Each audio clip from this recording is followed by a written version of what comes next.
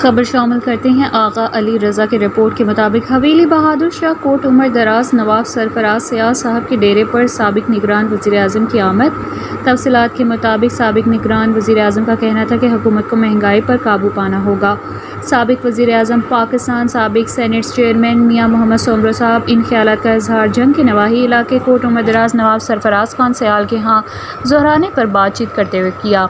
انہوں نے کہا کہ حکومت نے اگر مہنگائی پر قابو پا لیا تو اپنی مدت پوری کرے گی، ورنہ حکومت کے لیے مشکلات بڑھ جائیں گی۔ اس موقع پر سابق چیئرمین ضلع کونسل جھنگ، صدر سیال ایسوسی ایشن پنجاب بابر خان سیال، صدر ڈسٹرکٹ بار جھنگ مہر منیر سدھانا سیال، مہر سفیر عباس بھروانہ، ایڈوکیٹ ڈاکٹر شاعر سرجن مہر محسن ماگھیانہ، مہر عمران مجید سیال، نواب مظہر خان سیال، نواب سبطین خان سیال، سمر علی خان نمائندہ، ENN نیوز پیر طارق شاہ، API-MC صدر ڈویژنل فیصل آباد مہر رمضان سیال، ممبر ایگزیکٹو آل پاکستان چودھری زاہد ریاض، جوائنٹ سیکرٹری آل پاکستان بھی موقع پر موجود تھے۔